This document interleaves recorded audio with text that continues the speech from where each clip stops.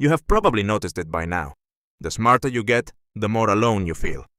You try to explain something that seems obvious to you, backed by facts, evidence, logic, and you watch people's eyes glaze over. Or worse, they get angry, defensive, like you have insulted them just by thinking clearly. And here's the part that messes with your head. It's not that they don't understand what you're saying, it's that they can't afford to understand it. Because understanding would force them to admit something about themselves, about the world, about the lies they have been living inside. And instead of facing that discomfort, they choose something easier. They choose stupidity. Now, most people think stupidity is about being dumb, low IQ, bad education. But what if I told you that's completely wrong? What if stupidity is not a lack of intelligence, but a surrender of it? And what if one man, a theologian executed by the Nazis just weeks before the war ended, figured out exactly how this happens, why it's more dangerous than evil itself, and why you will never convince someone once they have crossed that line? His name was Dietrich Bonhoeffer, and this is the theory you were never meant to hear. December 1942. Germany is at war. The Nazi regime is at its peak. Millions are dying. And Dietrich Bonhoeffer, a brilliant theologian, a pastor, a double agent working inside German military intelligence, sits down to write a letter, not to the public, not to history, to 3 close friends, fellow conspirators, men who were risking their lives to kill Adolf Hitler. It's Christmas, and Bonhoeffer knows he might not survive. So he writes them a reflection, a confession, a warning. He calls it after 10 years. And buried inside this letter is one of the most brutal psychological observations ever written. He's watching his own country, educated, sophisticated, cultured Germany, fall into madness.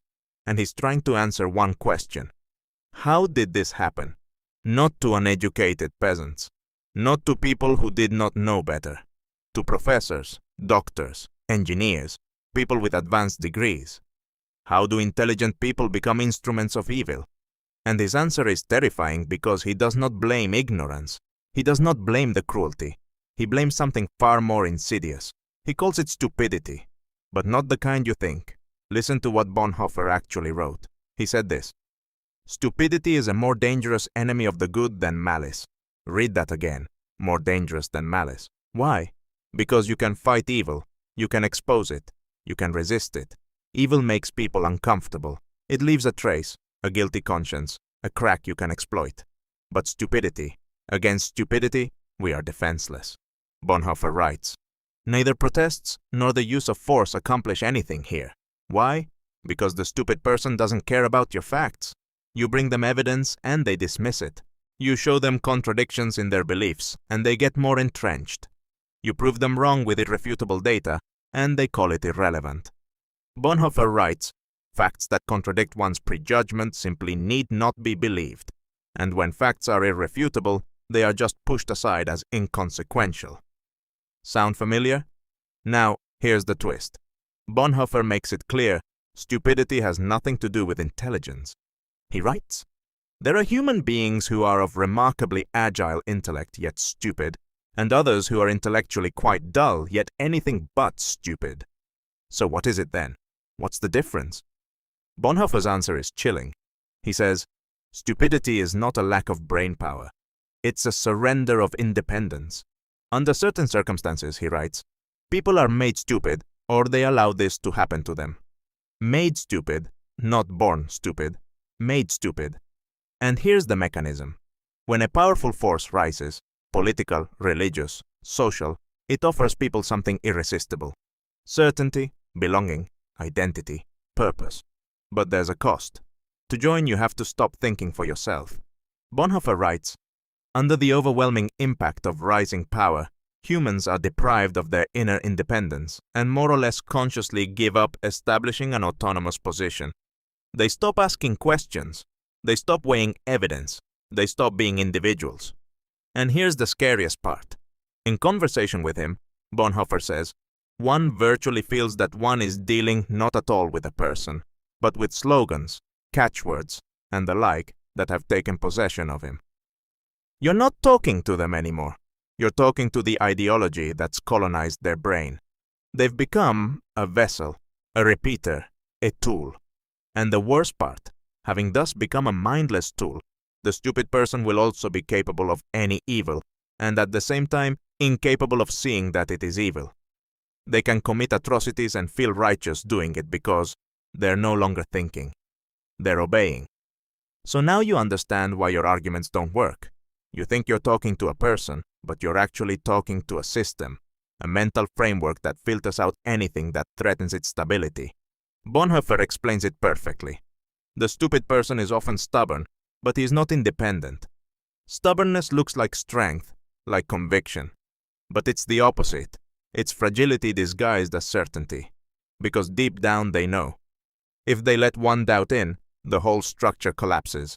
So they double down. They attack. They deflect. Not because you're wrong, but because you're right. And that's unbearable. This is why Bonhoeffer says, "Never again will we try to persuade the stupid person with reasons, for it is senseless and dangerous." Dangerous, because when you challenge their belief system, you're not just disagreeing, you're threatening their identity.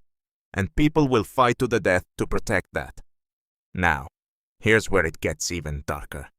Bonhoeffer noticed something crucial.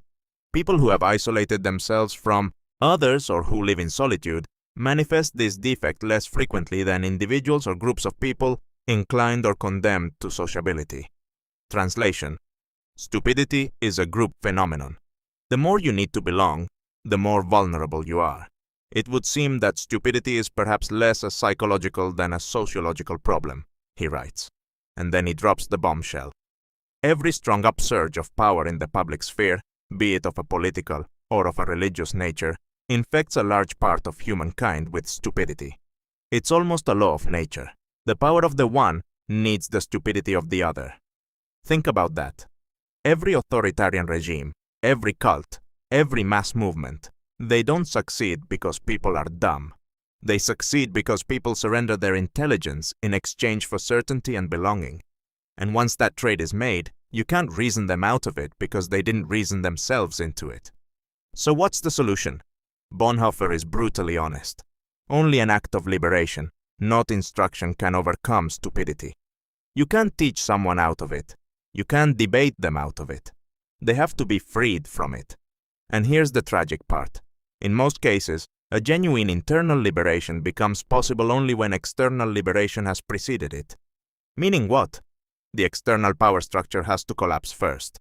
The regime has to fall. The leader has to die. The movement has to crumble. Then and only then can people wake up. Until that happens, we must abandon all attempts to convince the stupid person. It's not cynicism, it's survival. Bonhoeffer wrote this letter in December 1942.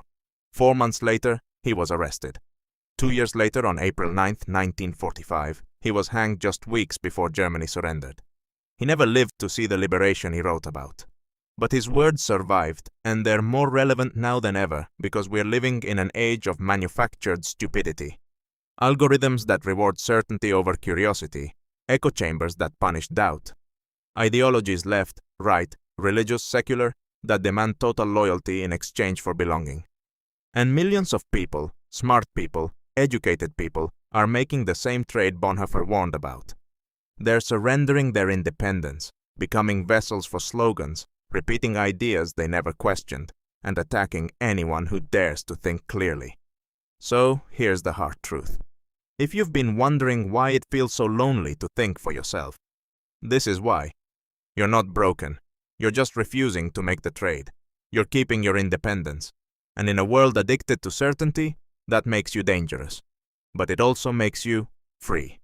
Bonhoeffer's final words on the subject were these: "The fear of God is the beginning of wisdom."